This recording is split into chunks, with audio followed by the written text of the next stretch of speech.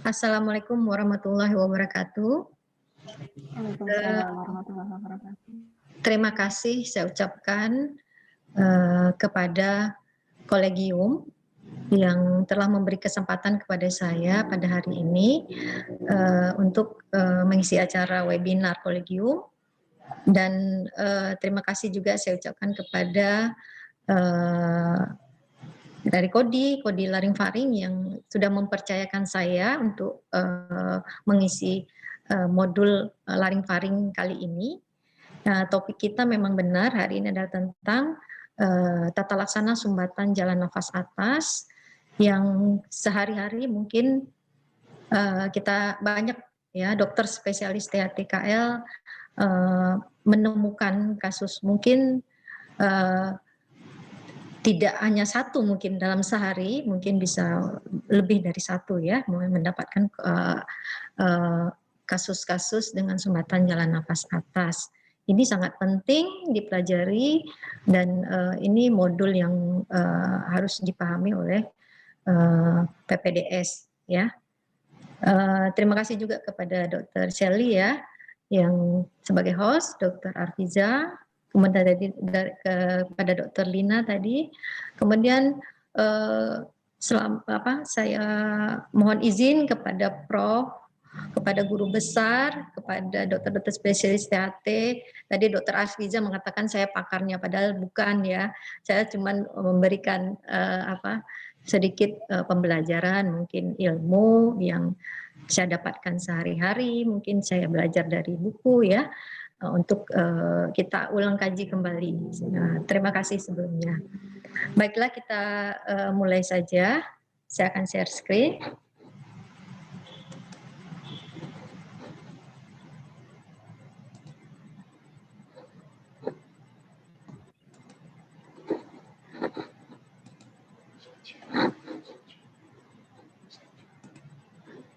Ya. Nah, kita tahu sumbatan jalan nafas atas itu merupakan suatu kondisi kegawat daruratan ya.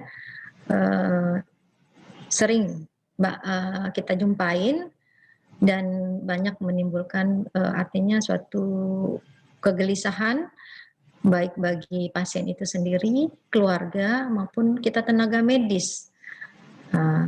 Di mana sumbatan jalan nafas atas ini bisa menimbulkan suatu gejala dari sesak nafas ringan sampai yang sangat hebat ya. Itu sering sekali kita jumpain.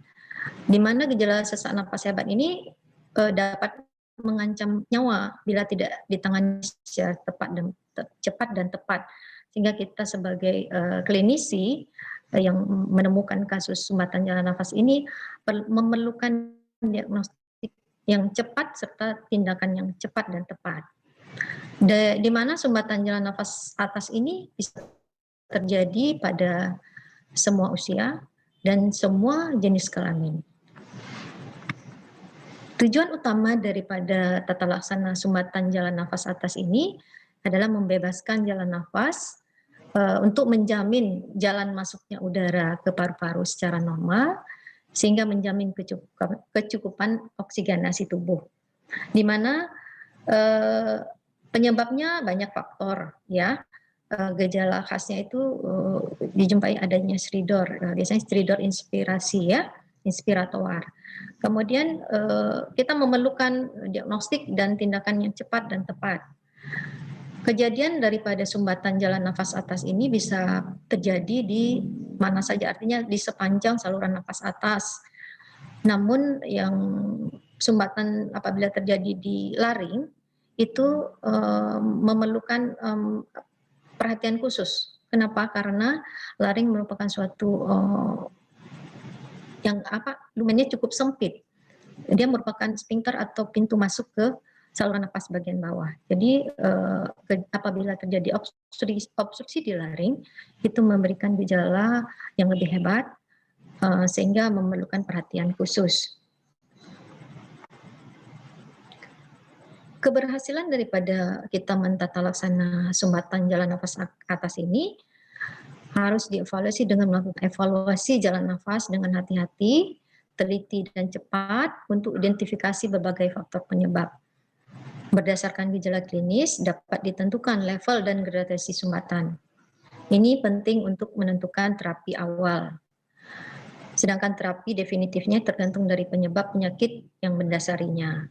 Jadi setelah kita atasi sumbatan jalan nafas atas kita tetap harus mencari penyebab dari sumbatan jalan nafas tersebut. Definisi dari sumbatan jalan nafas atas itu sebenarnya adalah kondisi tersumbatnya jalan nafas atas, mulai dari nasal atau kapurnasi sampai ke laring dan trakea bagian atas. Baik itu sumbatan yang terjadi secara parsial maupun total yang menyebabkan terjadinya gangguan ventilasi. Secara anatomi, saluran nafas atas itu dimulai dari kafum-nasi, kemudian ke nasofaring, orofaring, laring yang terdiri ada supraglotis, glotis dan subglotis, kemudian trakea bagian yang ekstratorak. Kita tahu kafum-nasi terdiri atas dilapisi oleh selaput lendir dan banyak pembuluh darah, kemudian berlanjut menjadi daerah faring itu merupakan suatu saluran nafas juga bagian dari saluran nafas atas yang juga dilapisi oleh selaput lendir, kemudian dia berada di bawah dasar tengkorak, kemudian berlanjut sampai ke osefagus, di mana bagi atas bagian nasofaring, orofaring, kemudian bagian laryngofaring, dan sampai ke laring sendiri. Bagian laring ini terdiri atas supraglotis, glotis dan subglotis. Ini merupakan pintu masuk atau sphincter yang masuk ke saluran napas bawah. Kemudian berlanjut menjadi trakea yang merupakan sebagian merupakan organ dari bagian saluran nafas atas dan seterusnya berlanjut menjadi saluran nafas bagian bawah. Anatomi laring sendiri dia merupakan organ yang berongga dengan panjang 42 mm dan diameternya 40 mm. Terletak di antara faring dan trakea. Kemudian dindingnya dibentuk oleh kartilago tiroid dan krikoid. Dan untuk pergerakan dari laring sendiri itu digerakkan oleh muskulus, baik muskulus ekstrinsik dan intrinsik, di mana muskulus ekstrinsik ini mengikat laring pada tulang hyoid, sedangkan muskulus intrinsik mengikat laring pada kartilago, tiroid, dan krikoid, yang berhubungan nanti dengan pita suara atau terbentuknya fonasi suara ya. Sementara laring dilapisi oleh epitel yang bertingkat silia, sehingga dia di sini laring berfungsi sebagai untuk pembentukan suara dan juga ada organ epiglotis yang berfungsi untuk mencegah, merupakan suatu katup yang mencegah masuknya makanan atau cairan ke dalam saluran napas. Epitel sendiri dilapisi oleh epitel pipi dan tidak ada kelenjar. Di sini fungsi laring membentuk suara dan membentuk trachea pada saat menelan. Ini dilakukan oleh epiglotis. Kemudian kita ada dua lipatan mukosa yang kita tahu sebagai pita suara asli dan pita suara palsu. Di antara keduanya kita ada celah yang disebut dengan rima glotis dan laring sendiri divaskularisasi oleh baik arteri dan vena laringus superior dan inferior, sedangkan diinervasi oleh cabang-cabang dari nervus vagus yaitu nervus laringus superior dan inferior. Sementara anatomi trachea sendiri kita memang betul-betul harus pahami karena sehubungan dengan tindakan yang akan kita lakukan untuk mengatasi sumbatan jalan nafas atas. Di mana trachea itu adalah terletak di garis tengah leher yang memanjang dari kartilago krikoid cervical 6 ke arah bifurcatio trachea setinggi sudut sternum yaitu di thorax 5 ya. Dia merupakan cincin-cincin yang tersusun dari atas 15 sampai 20 cincin tulang rawan yang berbentuk C, di mana bagian belakangnya tidak utuh, hanya dilapisi oleh otot. di mana bagian belakangnya ini berhubungan langsung dengan esophagus yang merupakan dinding bersama antara trakea dan esophagus yang disebut dengan tracheoesophageal party wall ya. Kemudian panjang dari trakea ini pada anak 12 sampai 16 cm, pada dewasa sekitar 16 sampai 20 cm. Diameternya juga bervariasi pada anak mungkin 15 sampai 20 mm range-nya ya. Di sini kita lihat bahwa struktur trakea memang suatu organ yang betul-betul harus dilindungi. Banyak di sini kita lihat ya, di daerah leher merupakan daerah tempatnya trakea itu, dia dilindungi oleh, di bagian depan leher itu dilindungi oleh beberapa otot. Ada otot sternothyroid, kemudian juga bagian laring sendiri, di bagian depannya itu ada glandula tiroid yang merupakan organ yang dari segi anatomi penting kita ketahui sehubungan dengan nanti tata laksana sumbatan jalan nafas yang akan kita lakukan pada kasus-kasus sumbatan jalan nafas atas. Nah, pada gambar di samping seperti ini kita lihat bahwa trakea itu merupakan organ yang artinya harus betul-betul kita pahami letaknya dan hubungannya dengan organ-organ penting lainnya. Seperti kalau di belakangnya berhubungan merupakan berhubung langsung ke esophagus.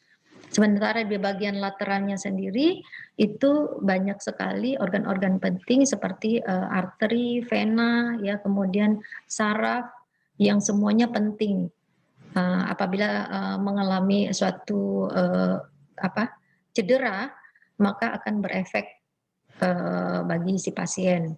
Jadi memang kita betul-betul pahami letak trakea itu berada di mana, ya. Nah, kita lihat sendiri etiologi daripada sumbatan jalan nafas atas itu banyak ya penyebabnya. Mungkin yang pertama dari penyebabnya infeksi. Infeksi mungkin ini banyak kita temukan ya, seperti kejadian kasus-kasus epiglotitis akut, Croup atau laryngotracheobronchitis, kemudian kasus difteri, di mana mungkin tidak keseluruhan kasus ini memerlukan tindakan. Tetapi pada kasus-kasus yang datang dengan late atau terlambat, mungkin membutuhkan penanganan tindakan dari ahli THT ya. Kemudian penyebab yang berikutnya adalah benda asing, terhirup benda asing. Itu juga merupakan sumbatan jalan nafas atas. Terkadang kita menemukan benda asing seperti pada anak-anak sering itu mungkin koin ya.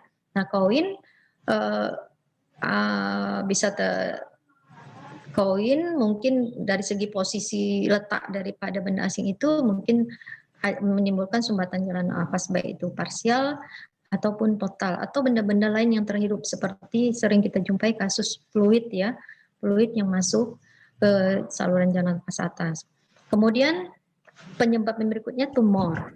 Tumor bisa terjadi di sepanjang saluran nafas atas, baik itu tumor di lidah ya, yang bisa menimbulkan sumbatan, terutama yang sudah besar ya, tumornya sudah besar, sudah menutupi orofaring, kemudian tumor baik itu di tonsil juga mungkin ya nanti, tonsil, kemudian di daerah faring, dinding belakang faring, kemudian tumor di laring sendiri, dan sampai ke tumor trachea, itu juga merupakan penyebab terjadinya sumbatan jalan nafas atas.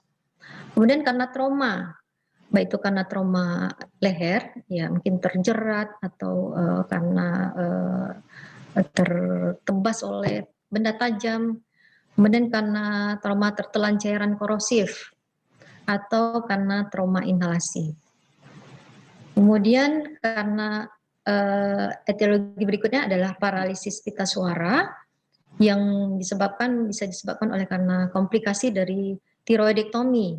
Karena kita tahu secara anatomi tadi organ-organ penting seperti adanya nervus atau saraf yang berjalan di dekat trachea, di mana tadi kita lihat secara anatomi ada organ tiroid yang berada di depan atau di antara daripada organ laring. Kemudian pada operasi jantung atau esofagus yang juga kita secara anatomi di mana berjalan nervus recurrent laryngeus dan nervus laryngeus itu panjang berjalan sampai ke torak ya, sehingga bisa menimbulkan suatu cedera pada nervus tersebut sehingga menimbulkan suatu paralisis pita suara. Kemudian kelainan kongenital seperti stenosis trachea, kemudian laryngeal web, kemudian adanya hemangioma laring yang besar ya, atau yang sering menimbulkan perdarahan, itu akan berbahaya sekali apabila tidak diatasin, yang berakibat fatal bagi si pasien sendiri. Untuk diagnosis sendiri, dari segi anamnesis kita mendapatkan gejala daripada atau keluhan daripada pasien datang dengan sesak nafas. Seperti saya katakan tadi, sesak nafas bisa ringan sampai ke yang sangat hebat. Jadi tergantung daripada lokasi dan ukuran atau besarnya sumbatan yang terjadi. Kemudian adanya stridor atau suara ngorok ya, saat yang ciri khas daripada sumbatan jalan nafas atas adalah stridor inspirasi, bisa dengan atau tanpa suara serak ya. Kemudian juga kita ada keluhan, ada gejala yang nampak itu pasien terlihat gelisah apabila sudah demikian hebat ya sumbatan, kemudian mungkin pasien tampak ketakutan, kemudian bisa sampai terjadi penurunan kesadaran. Mungkin dari anamnesis juga bisa ditanyakan sesuai dengan etiologinya tadi, apakah ada riwayat tersedak kalau itu karena disebabkan oleh benda asing, atau riwayat batuk pilek kalau etiologinya kita tadi ada karena infeksi. Ya, tergantung daripada etiologi kita bisa melakukan anamnesis. Kemudian untuk pemeriksaan fisik ini lebih kita mengacu kepada kriteria Jackson, di mana kita kenal untuk mengatasi sumbatan jalan nafas atas itu kita mengenal kriteria Jackson ada 4. Jackson dikatakan Jackson 1 apabila muncul kita temukan retraksi suprasternal diikuti dengan adanya stridor inspirasi, namun kondisi pasien sendiri dia tenang, tidak gelisah, kemudian tidak terlihat sianosis dan tidak ada ketakutan ya, tidak ada rasa takut. Jadi itu yang kita lihat dari pemeriksaan fisik. Tetapi apabila Jackson sudah Jackson 2 itu kita akan menjumpai pada pemeriksaan fisik adanya retraksi suprasternal yang lebih meningkat daripada stadium 1 tadi dan diikuti oleh retraksi epigastrium. Dan dijumpai juga stridor inspirasi, pasien sudah mulai gelisah, mulai tampak takut, dan dijumpai adanya sianosis ringan mungkin ya. Kemudian pada Jackson 3 itu retraksinya sudah lebih hebat lagi. Ada retraksi suprasternal lebih meningkat, diikuti retraksi epigastrium, infraclavicular, interkostal ya. Jadi dijumpai stridor inspirasi dan juga ekspirasi. Pasien sudah sangat gelisah, mulai bernafas artinya menarik nafas dengan lelah, artinya dengan berusaha untuk menarik nafas, kemudian pasien bisa kelelahan. Pada Jackson 4 ini retraksi sudah sangat hebat ya, artinya semua sudah ada, sama seperti stadium 3 mungkin lebih lagi, kemudian ada stridor inspirasi dan inspirasi, tampak gelisah, sianosis, kemudian bahkan mungkin pada stadium 4 ini bisa terjadi gagal nafas. Nah, untuk pemeriksaan penunjang, kita dapat melakukan pemeriksaan kalau dari kita sendiri apabila pasiennya tidak dalam kondisi yang akut yang harus segera kita tangani, kita bisa melakukan pemeriksaan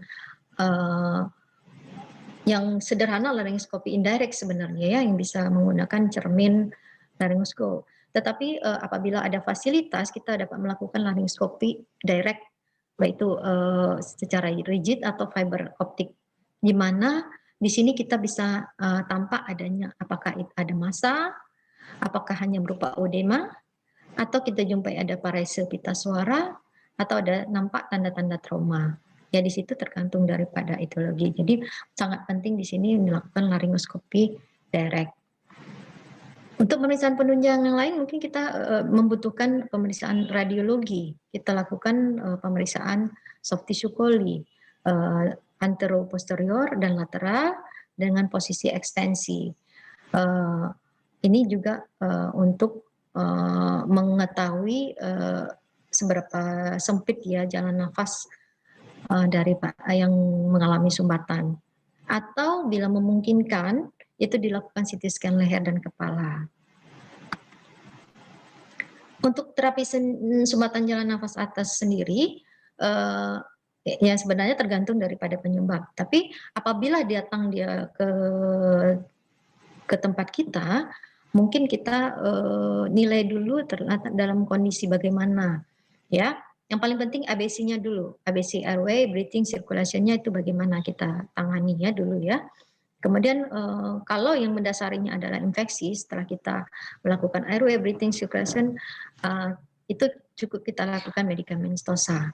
Tetapi apabila kita curiga ini kalau oleh sumbatan, baik itu karena tumor atau karena benda asing yang perlu penanganan segera, maka kita akan menilainya secara kriteria Jackson. Apabila dia Jackson 1 hanya terapi konservatif, diberikan oksigen intermittent, antiinflamasi, anti alergi, dan antibiotik. Apabila dia Jackson 2 sampai 4, kita bisa melakukan intubasi endotracheal dan sebaiknya setelah itu dilakukan tracheostomi. Juga untuk Jackson 4 sendiri, kalau dalam keadaan artinya sudah terjadi sesak napas yang berat, bahkan menimbulkan gagal nafas, langsung intubasi endotracheal, atau bisa dilakukan krikotirotomi, atau juga bila memungkinkan dan cukup waktu dilakukan tracheostomi langsung. Untuk larynxoscopy dan intubasi endotracheal, itu kita tahu merupakan suatu tindakan untuk menjaga jalan nafas dengan cara memasukkan ETT, ya, endotracheal tube ke dalam trakea dengan bantuan laryngoskop Macintosh ya, seperti pada gambar. Di sini kita butuh keterampilan ya. Bisa memasukkan endotracheal tube ini melalui transoral atau transnasal. Atau tujuan daripada pemasangan intubasi endotracheal ini untuk mempertahankan jalan nafas jika dianggap gangguan nafas itu bersifat sementara. Mungkin beberapa tindakan seperti kita akan melakukan operasi tumor baik di leher maupun di kepala. Jadi kita membutuhkan airway yang paten, maka dibutuhkan pemasangan intubasi endotracheal.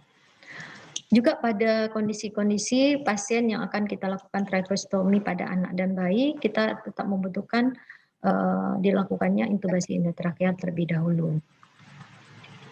Kita tahu indikasi intubasi endotracheal itu yang paling utama adalah menghilangkan obstruksi jalan nafas sesuai dengan tema kita hari ini. Jadi salah satu cara untuk atau terapi untuk menghilangkan sumbatan jalan nafas adalah dengan melakukan intubasi endotracheal. Namun tidak selalu intubasi endotracheal yang bisa dilaksanakan. Ada beberapa tindakan lain sebagai solusinya.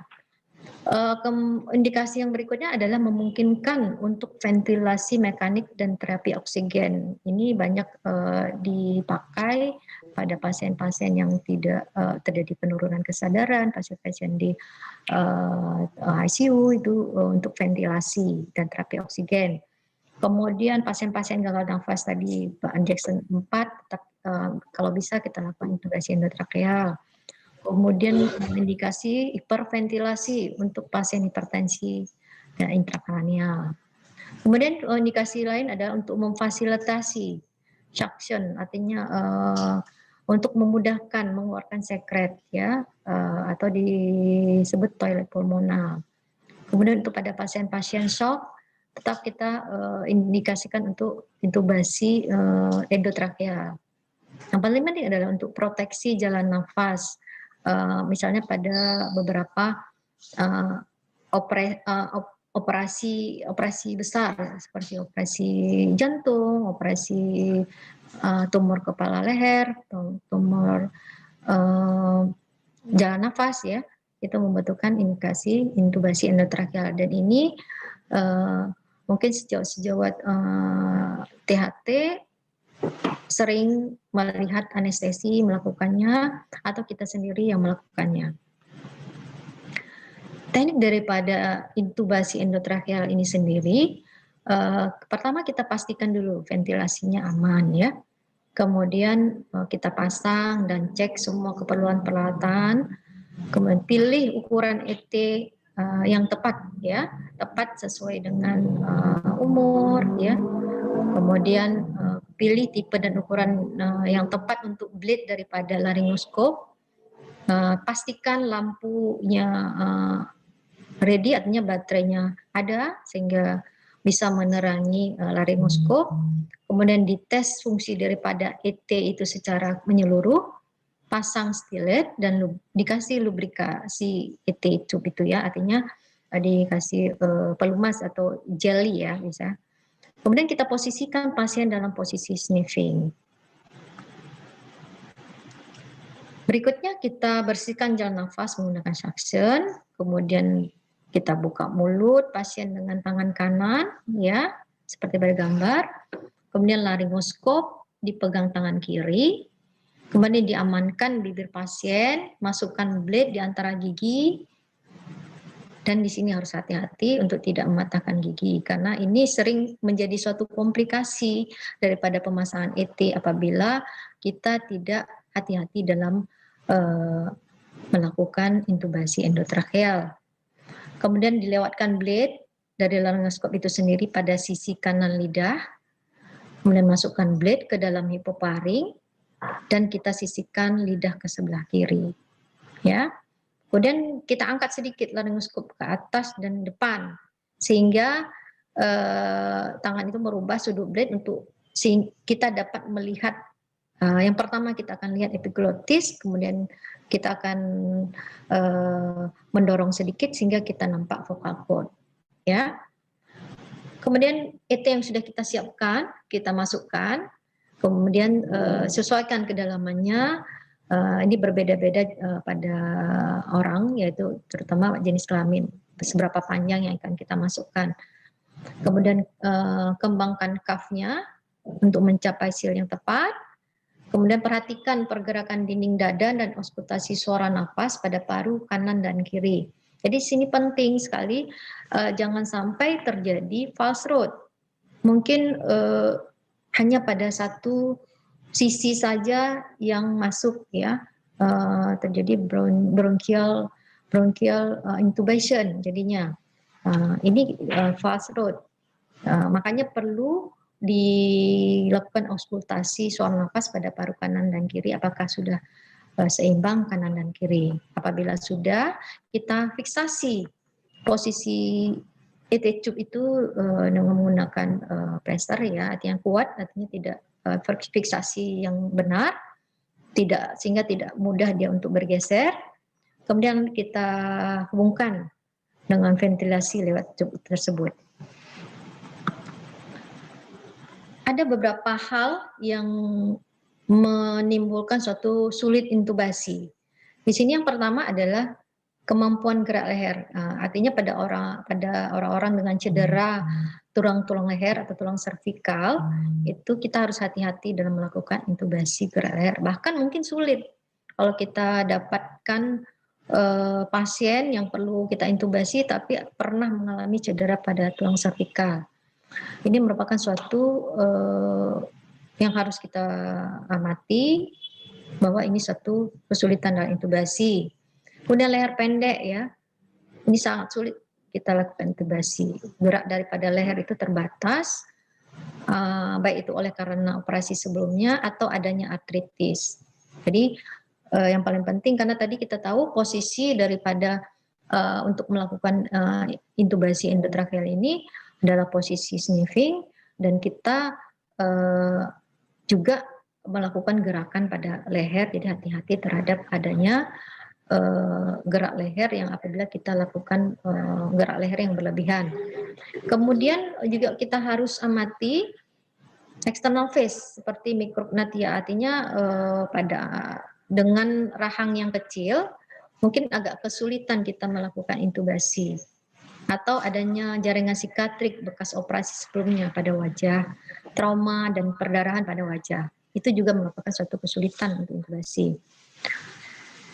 Kondisi lidah atau faring itu sendiri, apabila ukuran lidah relatif terhadap postural faring itu luasnya relatif, maka visualisasi kita untuk baik itu epiglotis bahkan sampai ke vocal cord itu sangat sulit kita untuk menilai. Kalau kita melakukan intubasi endotrakeal ini yang kita cari adalah vocal cord. Vocal cord itu nanti yang akan kita cari adalah rima glotis yang tujuannya adalah untuk memasukkan endotrakeal tube-nya sendiri. Kemudian faktor lain adalah rahang, di mana ukuran daripada tiromental distance atau jarak antara tiroid ke submental itu dikatakan kalau jaraknya kurang dari 3 jari atau secara sentimeter kira-kira normalnya ada 6,5 cm. Apabila kurang dari 6 cm itu kita akan mengalami kesulitan intubasi. Dan juga jarak antara incisura sternalis ke mental ya, ke submental itu apabila normalnya ada 12,5 cm, apabila kurang dari 12 maka akan terjadi kesulitan intubasi. Kemudian yang perlu kita ketahui juga apabila mulut itu sulit terbuka hanya kurang dari 3 jari atau 6 cm, maka ini bisa diperkirakan akan sulit dilakukan intubasi. Komplikasi daripada intubasi endotrakeal ini sendiri adalah banyak sebenarnya ya, baik itu selama kita melakukan intubasi, kemudian pada saat setelah intubasi selesai kita laksanakan, atau setelah intubasi kita lepaskan atau kita cabut, itu banyak komplikasi yang terjadi. Di antaranya seperti pada saat intubasi kita lakukan terjadi gagal intubasi ya, banyak faktor. Kemudian trauma seperti saya katakan tadi, kita harus melindungi ini bibir ya, trauma pada bibir, lidah, gigi dan hidung. Hidung apabila kita melakukan intubasi transnasal. Kemudian bisa terjadi laryngospasme, bronkospasme atau trauma laring sendiri. Kemudian komplikasi berikutnya bisa terjadi esophageal intubation, bronchial intubation, yaitu artinya fast road, tidak salah masuk ya intubasinya. Kemudian terjadi edem laring, bisa terjadi stenosis trachea, granuloma laring, paralisis pitasora sendiri, dan mungkin bisa terjadi fistula tracheoesophageal. Jadi banyak sekali sebenarnya komplikasi yang bisa terjadi pada intubasi endotrakeal. Pada kasus-kasus prolong intubasi, ya artinya kasus yang kasus pasien-pasien tidak dengan kesadaran yang menurun atau koma, itu untuk ventilasinya sering kita lihat itu terjadi prolong intubasi, maka kita harus melakukan tracheostomi, tidak boleh berlama karena kita tahu komplikasinya bisa banyak terjadi apabila intubasi itu sangat lama artinya terpasang di pasien tersebut. Krikotirotomi, kita masuk ke krikotirotomi. merupakan juga salah satu tindakan tadi yang untuk mengatasi sumbatan jalan nafas atas, di mana krikotirotomi ini adalah suatu tindakan darurat membuat jalan nafas atas dengan cara menembus membran atau menembus membran krikotiroid ini pada pasien-pasien yang emergensi, yang tidak dapat diventilasi dan tidak dapat diintubasi. Ya, ini adalah pilihannya.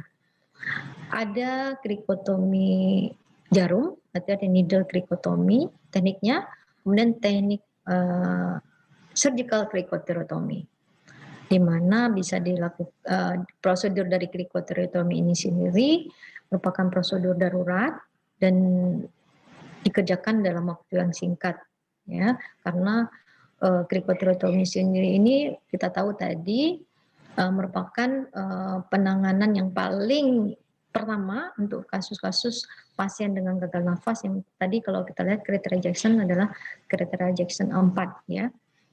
Nama lain daripada krikotirotomi adalah laryngostomi, krikotirostomi atau coniotomi. Nah, kita lihat di sini ada berbagai alat yang bisa yang diperlukan untuk melakukan krikotirotomi, ya. Ada mungkin alat yang sudah satu set yang tersedia di rumah-rumah sakit, mungkin ada. Kita mungkin kalau tindakan ini sebenarnya jarang dikerjakan, ya, tapi lebih kalau kita lihat dari bagian anestesi mereka lebih sering melakukannya, ya. Alat-alatnya bisa berupa suatu ada scalpel, ya, kemudian ada tracheal hook, kemudian ada ETT sendiri, ya, endotracheal tube, kemudian ada tracheostomy tube. Kalau yang untuk needle kita membutuhkan needle catheter, ya, kemudian adanya gate wire. Nah, kalau yang untuk needle krikotirotomi, ya, di sini tekniknya seperti kita tahu semua tindakan kita mengatasi sumbatan jalan nafas ini, posisi pasien tetap posisi supine dengan kepala ekstensi, bahkan bisa kita membutuhkan posisi hiperekstensi pada kondisi tertentu. Kemudian kita tetap mengidentifikasi trachea atau laring sampai ke trachea, ya, pertama untuk mencari membran krikotiroid. Kita mencari dengan merabanya menggunakan jari telunjuk dan kita stabilkan posisi, kita tentukan bahwa ini sudah benar bahwa ini adalah membran daerah dari membran krikotiroid.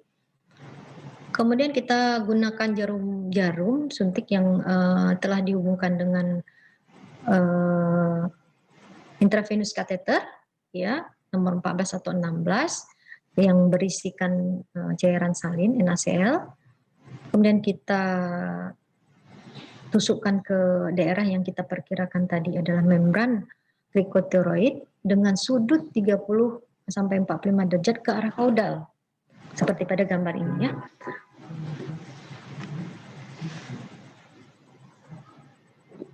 Kita kenapa mempergunakan sudut 30 sampai 45 derajat? Ini adalah untuk mencegah trauma pada dinding posterior trachea, ya. Karena kita tahu kalau lumen daripada trachea yang berada di bawah dari membran krikotiroid tersebut itu sangat kecil lumennya, ya. Apabila kita terlalu tembus menggunakan sudut 30 bahkan tegak lurus, maka akan menimbulkan cedera pada dinding posterior trachea. Kemudian kita selanjutnya setelah kita aspirasi, ya, aspirasi, oh benar ini daerah jalan nafas atau trachea, ya.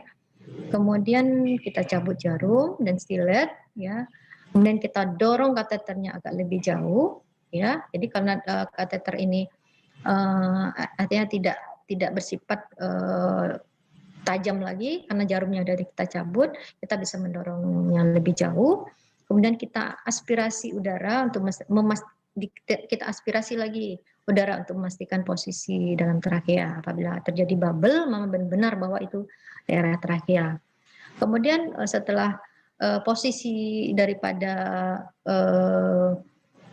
kateter itu benar-benar sudah benar, kemudian kita berikan ventilasi, ventilasi inspirasi dan ekspirasi itu dengan rasio 1:4 detik. Kemudian apabila kita akan menilai pasiennya, apabila sudah benar tempat yang kita lakukan, kemudian kita fiksasi kanul daripada kateter tersebut. Dan yang perlu kita ketahui bahwa tindakan ini harus segera kita lakukan tracheostomi, itu paling lama 48 jam. Sementara kalau untuk surgical cricotirotomy sendiri, ini sebenarnya prinsipnya sama, tapi ini kita melakukan insisi di kulit, melakukan insisi di kulit menggunakan scalpel, kami mencari membran krikotiroid. Kita insisi tidak besar, hanya sebesar diameter daripada kanul trachea yang akan kita kanul tracheostomi yang akan kita masukkan ke dalam trachea. Jadi tidak besar ukurannya. Apabila sudah mencapai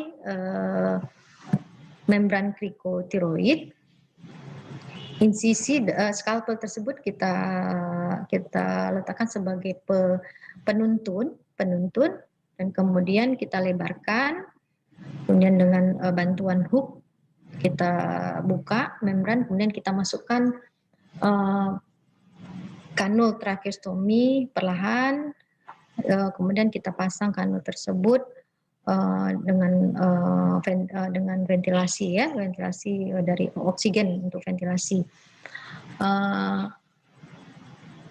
Pada awalnya memang tetap kita harus melakukan aspirasi untuk memastikan bahwa daerah yang akan kita lakukan insisi tersebut merupakan daerah yang benar, yaitu membran krikotiroid yang merupakan saluran jalan nafas atas.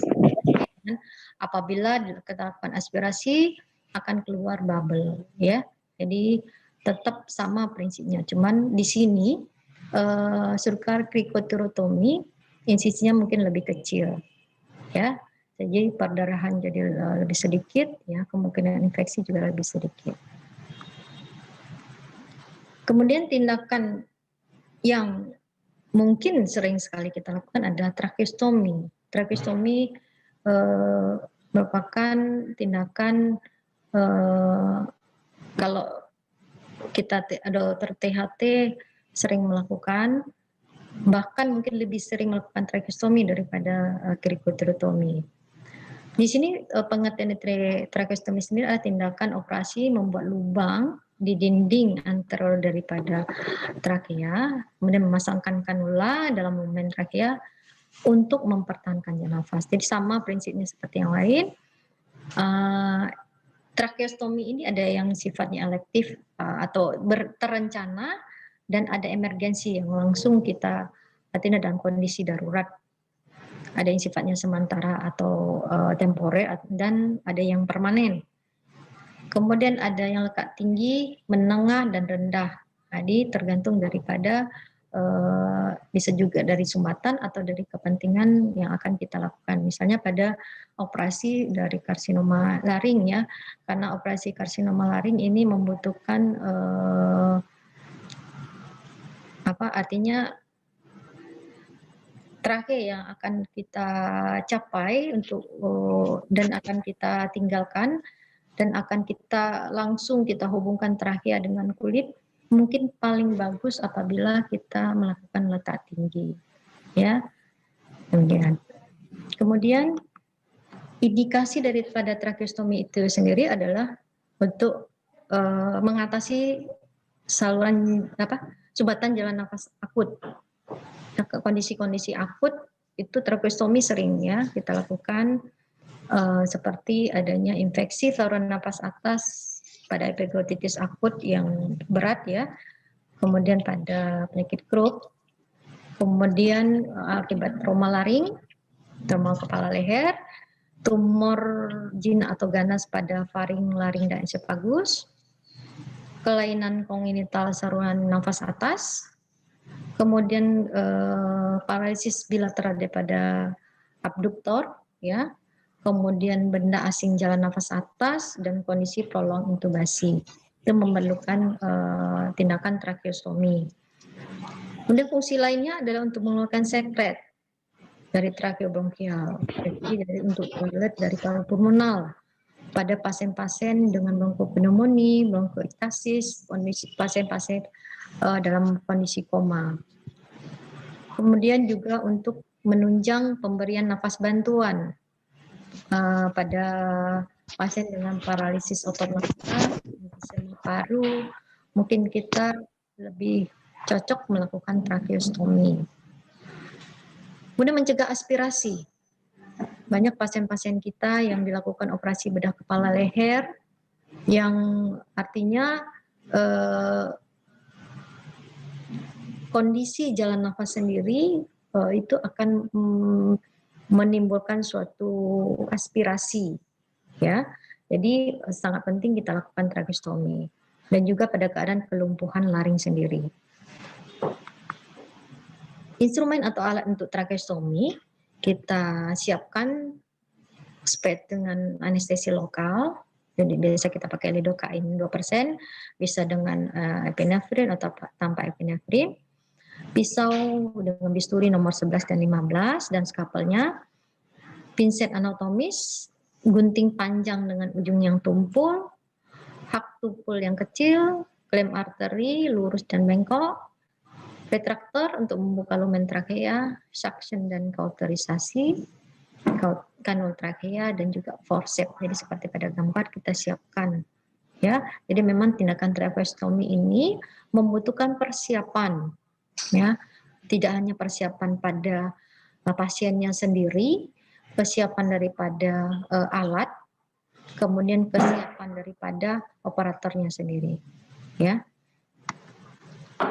Teknik daripada tracheostomi, pasien dalam kondisi terbius atau teranestesi bisa secara general anestesi yang menggunakan intubasi endotrakeal, ataupun kita juga sering melakukan tracheostomi pada pasien-pasien yang tidak terintubasi atau tidak dengan pembiusan. Di sini mungkin kita membutuhkan pemberian analgetik atau pemberian anestesi lokal.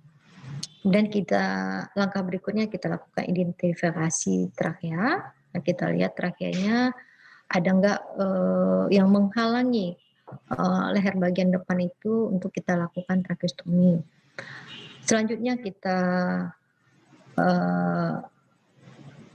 posisikan sebenarnya dulu, ya, posisikan pasien dulu dalam pasien supinasi dengan kepala hiperekstensi, bahu diganjal, ya, dengan bantal. Kemudian dilakukan tindakan asepsis dan antisepsis pada daerah leher depan. Kemudian dibatasi dengan duk steril, ya, daerah operasi kita. Kemudian diidentifikasi kartilago tiroid. Kita buat, ya, markernya kartilago tiroid, kartilago krikoid, kemudian incisura sternalis. Kemudian tentukan letak insisi kulit pertengahan antara kartilago krikoid dan incisura sternalis. Disitulah ada tempat kita untuk melakukan insisi, atau awal sebelumnya kita berikan anestesi lokal berupa lidocaine 2% dengan atau tanpa adrenalin pada kulit yang tempat insisi tersebut.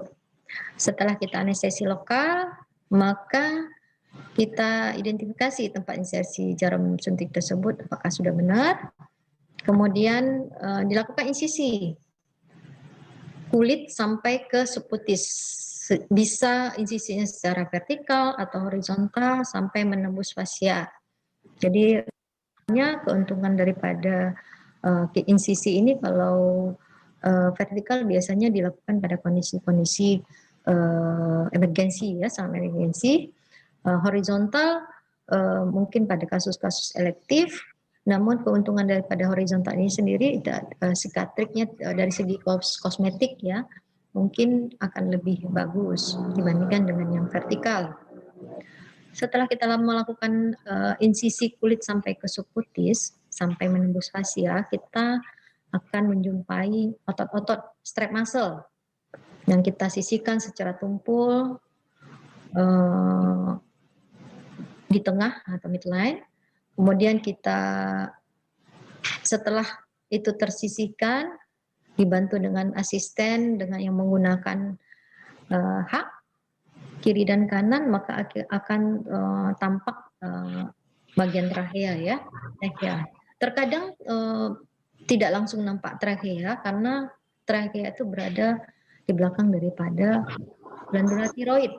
Jadi kita harus menyisihkan glandula tiroid. Biasanya terhalang oleh isthmus tiroid. Jadi isthmus tiroid ini bisa kita sisihkan atau kita tarik ke atas atau ke bawah. Kemudian kita atau bisa juga kita klaim kiri dan kanan, kemudian kita potong di tengahnya dan kita jahit. Ya, barulah nampak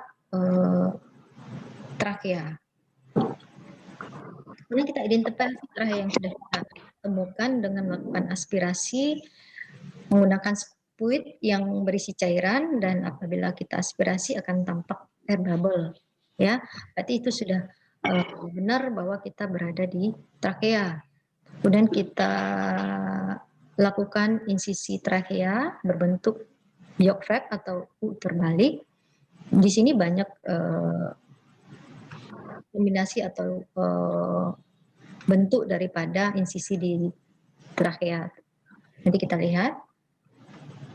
Kemudian kita setelah kita insisi trachea, kita insersi. Kalau tadi menggunakan Bjork flap, jadi flapnya itu dicairkan ke kulit nantinya. Kemudian kita insersi kanul tracheostomi secara afu.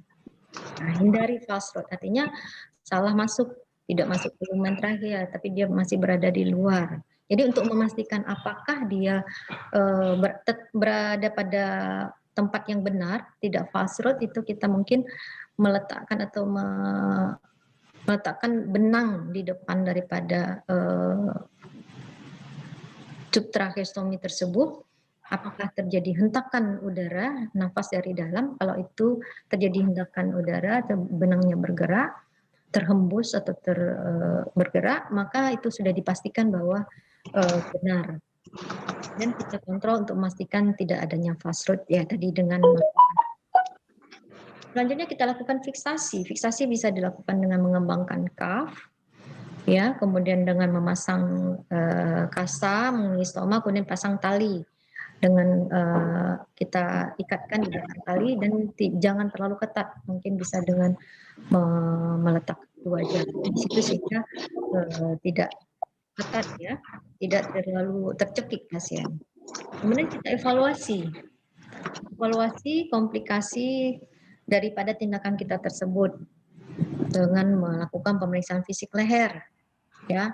Mungkin apabila kita banyak melakukan manipulasi, mungkin akan cenderung terjadi emfisema subkutis, ya. Ini sering sekali terjadi. Apabila mungkin terlalu banyak, kita curiga sudah terkomplikasi, bisa terjadi ke pneumotorak atau kita tadi terlalu ke bawah membuka insisi, maka bisa komplikasi yang paling sering terjadi adalah pneumotorak. Maka kita harus melakukan ronsen toraks untuk memastikan ada tidaknya terjadinya pneumotorak. Di sini yang saya katakan tadi ada beberapa insisi trachea yang bisa dibuat. Tadi ada yang Bjork flap, kemudian bisa secara vertikal, bahkan horizontal, bahkan membuat lingkaran atau buka stigma, ya, itu tergantung dari beberapa keperluan, ya. Yang sering kita lakukan yang sering dan mungkin disarankan adalah Bjork flap, ya.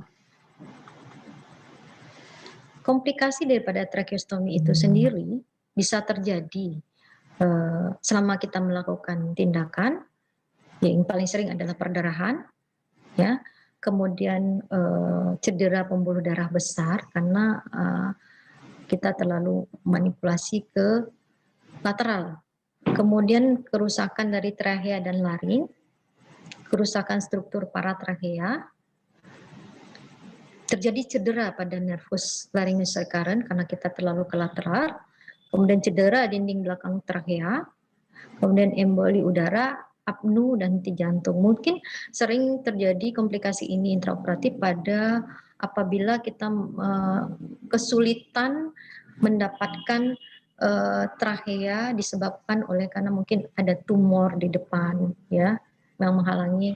Kemudian ada tumor yang sudah mendorong trachea itu ke lateral sehingga posisinya tidak di tengah lagi. Jadi kita mencari-cari sehingga bisa terkena organ-organ sekitarnya yang merupakan organ-organ penting.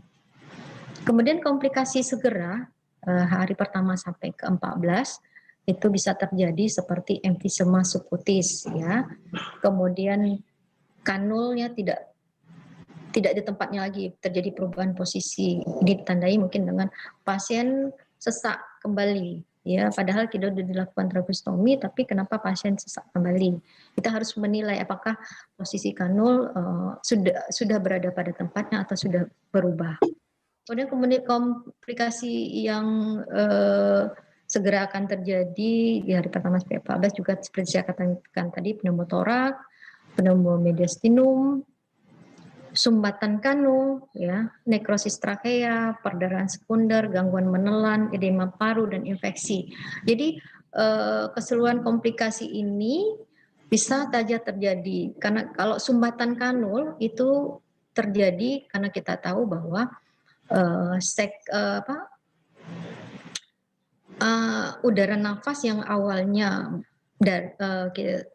melalui hidung, kalau melalui ada filtrasi, ada humidifikasi, kemudian ada warming atau pemanasan, maka pada kondisi terpasang tracheostomi, maka fungsi dari 3 itu sudah tidak ada lagi. Sehingga apabila fungsi itu tidak ada lagi, maka sekret yang terbentuk itu mudah sekali kental atau bahkan mengeras. Berkurang juga karena fungsi daripada silia tidak ada lagi dan fungsi transport, ya, transport daripada silia itu tidak ada lagi, sehingga sekret mengental sehingga bisa menyebabkan sumbatan di kanul. Ya, itu suatu komplikasi yang sering kita temukan pada pasien. Jadi perlu perawatan yang benar terhadap untuk mencegah terjadinya komplikasi sumbatan kanul. Kemudian komplikasi lambat itu bisa terjadi setelah dari 14 hari, ya. Kita katakan komplikasi lambat pada telah lebih dari 14 hari. Perdarahan, ini perdarahan yang late artinya terjadi setelah 14 hari. Kemudian terjadinya granuloma. Kemudian mau dekanulasi sulit, mungkin karena sudah ada sikatrik yang kuat, ya, sikatrik sudah yang padat. Kemudian terjadinya fistula tracheokutan, fistula tracheoesophageal, kemudian adanya stenosis laryngotrachea, bahkan terbentuknya jaringan parut dan fistula atri innominata trachea, ya. Itu adalah komplikasi yang mungkin terjadi setelah kita melakukan tracheostomi. Nah, ada modifikasi daripada atau teknik invasif, minimal invasif dari tracheostomi ini yang dikatakan dengan percutaneous dilatation tracheostomy atau PDT. Di sini tindakan tracheostominya minimal invasif dan menggunakan sebagai terapi alternatif terhadap teknik konvensional. Di sini mungkin waktu lebih singkat, ya, namun ini butuh keterampilan daripada operatornya. Di sini kita lihat kontraindikasi daripada percutaneous dilatation tracheostomy itu mungkin hampir sama dengan tindakan tracheostomi juga, adanya infeksi di leher bagian depan, Koagulopati yang tidak terkendali, usia kurang dari 15 tahun. Kenapa? Karena ini kita lakukan dekat atau pada perkutaneous ini kita lakukan pada cincin 1, 2 atau 2, 3 itu akan dekat sekali dengan pita suara ya atau cartilago cricoid ya. Jadi menyebabkan kerusakan jaringan di sekitar cartilago cricoid. Kemudian abnormalitas anatomi leher, jadi pembesaran kelenjar tiroid, pembuluh darah, maka ini juga sulit atau merupakan suatu kontraindikasi. Kemudian kegawat daruratan jalan nafas. Jadi kalau kondisinya sangat emergensi kita tidak menyarankan PDT ya, lebih menyarankan mungkin krikotirotomi tadi ya. Kemudian riwayat operasi atau trauma daerah leher. Kemudian kontraindikasi berikutnya ada trachea tidak dapat dipalpasi, mungkin pada pasien gemuk ya dengan leher pendek ya juga sulit untuk dipalpasi karena dia tidak bisa hiperekstensi. Kemudian pada kondisi di mana keluarga atau pasien menolak dilakukan PDT. Persiapannya adalah informed consent. Tetap kita lakukan informed consent. Semua tindakan tadi, baik itu tracheostomi, krikotirotomi, percutaneous tracheostomi memerlukan informed consent. Baik informed consent tentang prosedur daripada tindakan yang akan kita lakukan, kemudian hilangnya suara ya, kemudian bagaimana kita munculnya komplikasi yang mungkin timbul setelah kita lakukan tindakan, kemudian perawatan daripada tindakan itu sendiri atau perawatan tracheostomi ini setelah pasca daripada operasi ini. Jadi harus ada informed consent. Kemudian persiapan berikutnya adalah menentukan waktu pelaksanaan tindakan PDT ini sendiri, karena ini perlu persiapan. Jadi ditentukan waktu yang pas. Artinya ini lebih cenderung kepada pasien-pasien yang direncanakan atau pasien yang elektif ya. Kemudian mengetahui kelainan dasar pasien untuk menentukan indikasi dan kontraindikasi PDT tersebut. Jadi kita tahu indikasinya memang betul untuk mengatasi sumbatan jalan nafas tidak yang akut ya. Kita tahu kontraindikasinya, baru kita bisa melakukan tindakan tersebut. Kemudian persiapan lain ada pemberian obat-obat premedikasi untuk menghindari respon otonom dan kelainan lain, misalnya risiko perdarahan. Jadi keseluruhan persiapan PDT ini memang direncanakan. Butuh kesiapan pasien, kesiapan daripada operator, dan kesiapan alat-alat serta yang lainnya. Dia membutuhkan asisten, ruangan ya yang memang sudah kita planningkan sebelumnya. Alat-alat atau persiapan daripada PDT ini termasuk alat seperti biasa juga seperti tindakan-tindakan yang lain, kita menggunakan gaun operasi, disediakan lampu kepala, sarung tangan, masker, tutup kepala ya. Kemudian ada set PDT sendiri yang memang sudah ada dalam satu kemasan atau suatu PDT yang sudah satu kemasan produk yang memang di situ sudah lengkap ya, seperti pada gambar di sebelah ini suatu alat PDT yang sudah memang lengkap. Kita tinggal mempergunakan alat ini ya. Kemudian kita juga membutuhkan alat-alat set mengelola jalan nafas seperti laryngoskop, ETT, speed balloon, suction, stetoskop, ventilator ya.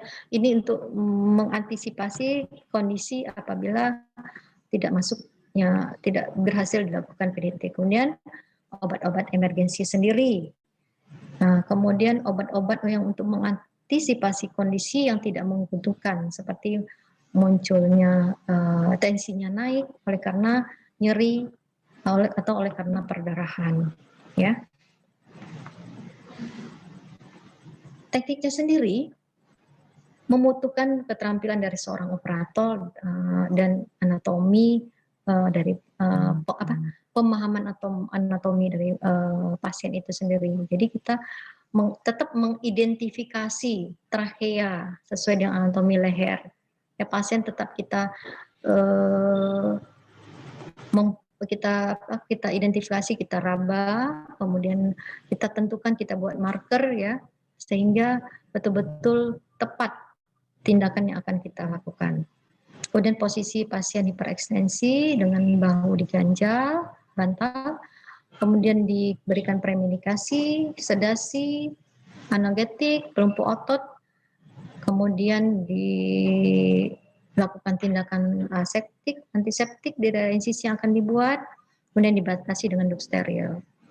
Kemudian setelah itu kita meraba kembali apakah sudah benar marker yang sudah kita buat tadi sudah berada pada marker yang tepat, seperti kita mengidentifikasi kartilago tiroid, krikoid, kemudian incisura sternois, kemudian cincin 2 dan 3 daripada trakea. Karena disitulah nanti yang akan kita lakukan insisi. Dan kita butuhkan anestesi lokal menggunakan lidokain baik dengan atau tanpa adrenalin. Kemudian di insisi horizontal pada kulit ya. Dilakukan dari insisi yang sudah kita buat tadi, kita diseksi tumpul menggunakan klem tumpul. Kemudian kita raba kembali trachea dengan jari tangan ya. Kita raba ya.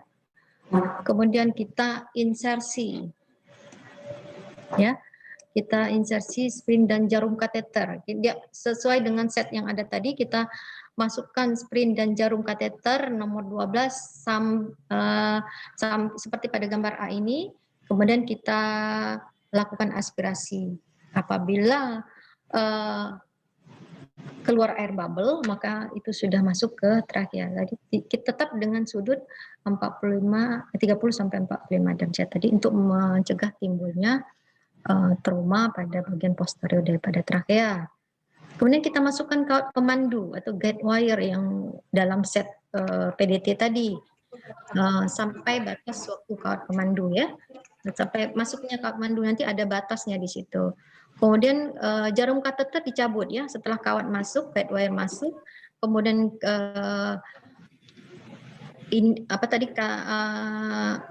kawat jarum dicabut. Kemudian dimasukkan kembali guide wire kembali dalam agak lebih dalam. Kemudian kita mulai mendilatasi, masukkan dilator awal melalui kawat pemandu, kemudian dilakukan dilatasi dari mulai yang kecil ya. Nanti ada yang dilator yang kecil, kemudian diputar-putar ya, diputar hingga terjadi lubang yang kecil, kemudian diganti lagi dilator yang lebih besar, tetap dimasukkan melalui kawat pemandu. Kemudian dilakukan setelah cukup, artinya cukup besar daripada dilator itu untuk masuk, karena nanti panduannya adalah kanul tracheostomi kita masukkan ke dalam dilator tersebut. Jadi kanul tracheostomi dilator ini akan ujungnya ini akan melubangi daripada insisi kita tadi di antara cincin 2 dan 3, maka apabila sudah cukup lebar, ini kanul tracheostomi bisa kita masukkan secara lancar ke dalam lubang tersebut. Kemudian dilator akan kita cabut. Kita cabut, kemudian kita pastikan bahwa memang sudah masuk dengan benar seperti tadi, memastikan tetap menggunakan apakah benang ya, benang apakah ada hembusan atau tidak ya. Kalau sudah benar, maka guide wire itu kita kecabut. Kemudian kita pasang balon daripada kanul tracheostomi dan kanul tersebut kita sambungkan ke ventilator. Kemudian kita fiksasi ya, menggunakan pita ke leher ya. Jadi dari beberapa tindakan operasi yang saya jelaskan tadi itu ada tindak lanjut, yaitu penderita dirawat selama 3-4 hari.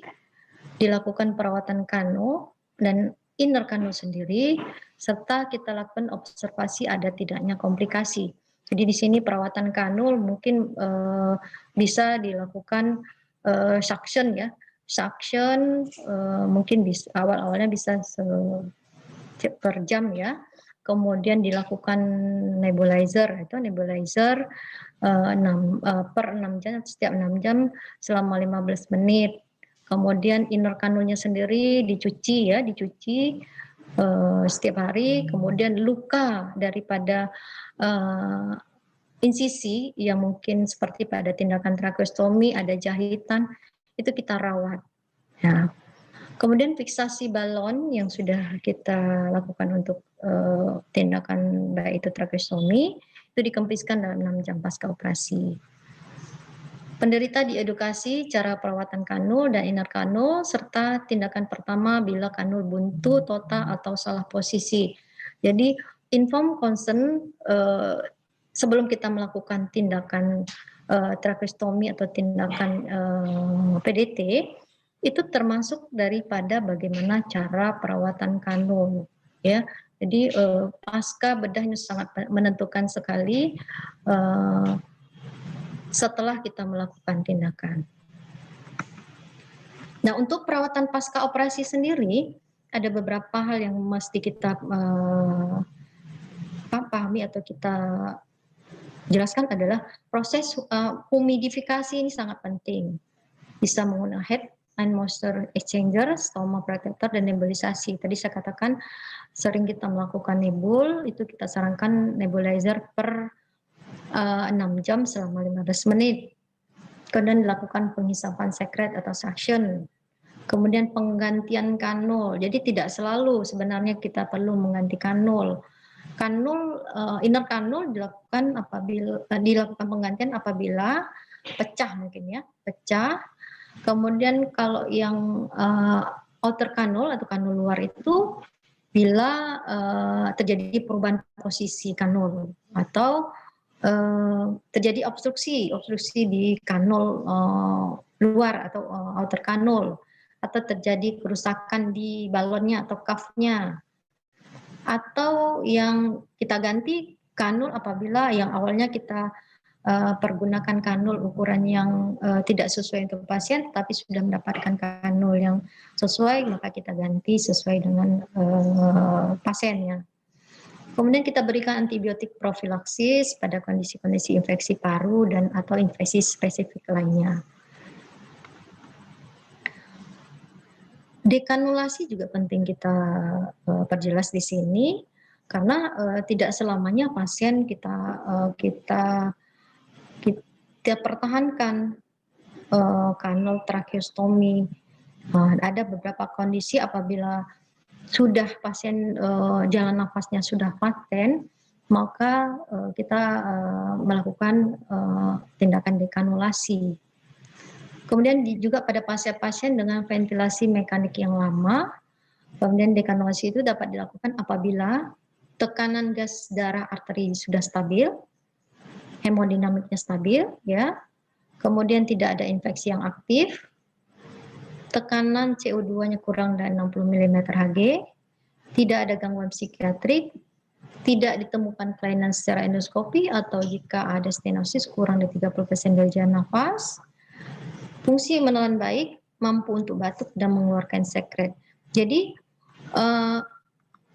teknik daripada dekanulasi itu mungkin ada beberapa cara tergantung daripada center masing-masing ya. Ada yang mencoba menutup pertama awal menggunakan jari ya. Jari ditutup pada saat akhir inspirasi, kemudian pasien diharapkan untuk batuk-batuk ya. Itu latihan dulu. Ya, atau ada cara juga untuk mengganti kanul dengan ukuran yang lebih kecil, atau menggunakan kanul fenestrate, atau dengan kanul yang ada tanpa cuff ya. Ada juga kanul khusus yang apabila dia sudah mampu bernafas menggunakan hidung naik ke atas, dia akan tutup. Jadi disebut dengan kanul ada valve-nya ya, ada pengatupnya. Kemudian penutupan kanul trakeostomi ini diobservasi selama 48 jam. Jika pasien bisa mentoleransinya, maka dekanulasi dapat dilakukan. Jadi observasi dulu, latihan dulu pasiennya, baru bisa kita putuskan untuk dekanulasi. Jadi saya rasa itu yang bisa saya sampaikan, Dr. Sally.